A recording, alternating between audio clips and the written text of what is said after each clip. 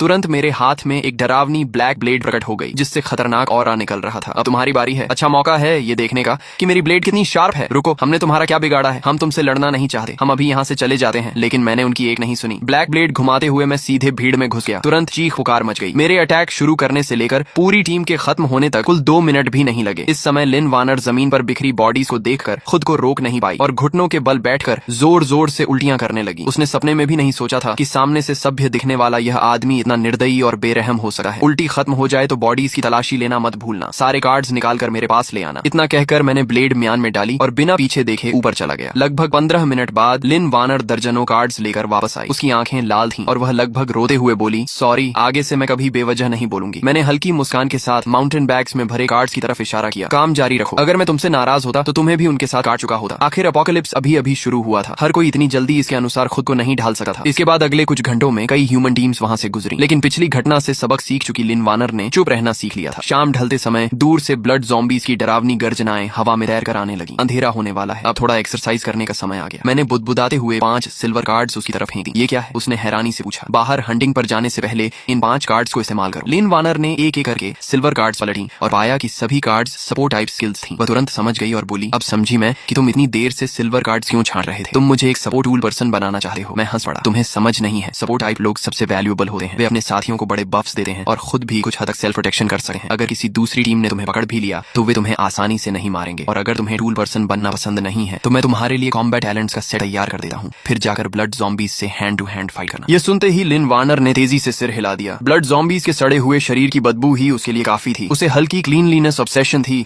और वह सिर्फ सोचकर ही असहज हो गई। स्किल्स सीखने के बाद उसने व्यवस्थित रखे कार्ड्स की तरफ देखा और पूछा, लेकिन अगर हम बाहर जाएंगे तो इन कार्ड्स का क्या होगा? मैंने हाथ में पकड़ी गोल्डन कार्ड हिलाई। सारे कार्ड्स व्हीकल में शिफ्ट कर देंगे। इतना कहकर मैंने सारे माउंटेन बैग्स होटल गेट तक पहुंचा दिए। फिर मोटर होम गोल्डन कार्ड फाड़कर आगे फेंक दी। एक चमक के साथ वहां अचानक एक medium sized luxury motor home प्रकट हो गई। उसके अंदर दिन जैसी रोशनी थी। लिन वार्नर आराम से बैठकर फिर कार्ड्स सोर्ट करने लगी। हम कहाँ जा रहे हैं? मेरी मानो तो हमारे पास पहले ही इतने कार्ड्स हैं कि 1-2 साल आराम से निकल जाएंगे। अब रिस्क लेने की क्या जरूरत है? किसी सुरक्षित जगह छिपकर रहना ही सबसे अच्छा नहीं होगा? मैंने उंगली हिलाते हुए कहा। अगर आखिर तक छिपे रहे तो रिसोर्सेज खत्म होने के बाद मौत है। अपोकलिप्स में लंबे समय तक जिंदा रहना है तो रिसोर्सेज लूट करने होंगे और खुद को लगातार स्ट्रॉन्ग बनाना होगा। तुम्हें पता है मैं रात में ही बाहर क्यों निकलता हूँ? लिन वार्नर ने सिर हिलाया। रात में ब्लड ज़ॉम्बीज़ ज्यादा वायलेंट हो जाते हैं और बेहतर क्वालिटी के कार्ड्स ड्रॉ करते हैं। इसके अलावा रात में एक नया मॉन्स्टर भी निकलता है। नया मॉन्स्टर? वह क्या है? ये सुनते ही उसके शरीर में सिहरन दौड़ गई। Night demon. इसकी स्पीड बहुत तेज होती है, स्ट्रेंथ बहुत ज्यादा होती है और डिफेंस भी बेहद हाई होती है। बस इसकी आंखें नहीं देख सकती, बाकी लगभग हर एट्रीब्यूट मैक्स लेवल पर होता है। नाइट डीमन का डिस्क्रिप्शन सुनते ही लिन वार्नर का चेहरा पीला पड़ गया। अगर नाइट डीमन इतना खतरनाक है तो हम उसे ढूंढने क्यों जा रहे हैं? हाई रिस्क का मतलब हाई रिवॉर्ड होता है। सबसे खराब स्थिति में भी night demon silver card draw करता है। लक अच्छा रहा तो गोल्डन कार्ड और शायद लेजेंडरी रेनबो कार्ड भी मिल सकती है। लेकिन तुमने खुद कहा था कि वह बहुत पावरफुल है। फुली आर्म्ड टीम्स भी उसे नहीं हरा पाती। नाइट डीमन पावरफुल है लेकिन मैं भी कमजोर नहीं हूँ। हम पहुंचने वाले हैं। तुम व्हीकल के अंदर रहना और बफ ऑरा चालू रखना। इस समय रेजिडेंशियल एरिया में कुछ लाइट्स जल रही थी। खुले मैदान में दर्जनों ब्लड ज़ॉम्बीज़ लाशों को नोच नोच कर खा रहे थे और ज़ॉम्बी ग्रुप के बीच एक विशाल मॉन्स्टर लेटा हुआ था। उसकी हाइट कम से कम 2 से 3 मीटर थी और वेट 500 पाउंड से ज्यादा। लिन वार्नर ने मुंह ढक लिया। उसकी आंखें शॉक से फैल गईं। वह सोच भी नहीं सकती थी कि इंसान ऐसे मॉन्स्टर का सामना कैसे कर सकते हैं। तभी मैंने व्हीकल की लाइट्स बंद कर दी, की निकाली और ब्लैक ब्लेड लेकर नीचे उतर गया। नाइट डीमन से निपटने के मेरे पास कई तरीके थे। सबसे आसान तरीका फॉरेस्ट वुल्फ स्नाइपर राइफल से दूर से हेडशॉट करना था, लेकिन मैं अपनी असली कॉम्बैट स्ट्रेंथ टेस्ट करना चाहता था। सबसे महत्वपूर्ण बात यह थी कि क्लोज कॉम्बैट किल का रिवॉर्ड लॉन्ग रेंज किल से कहीं बेहतर मिलता था। यह बात पिछले जीवन में कई टेस्ट के बाद साबित हुई थी। जब हमारे बीच लगभग 20 मीटर का फासला बचा था तब ब्लड ज़ॉम्बीज़ ने मेरी गंध महसूस कर ली। वे अपनी ह्यूमन फीस छोड़कर गरजते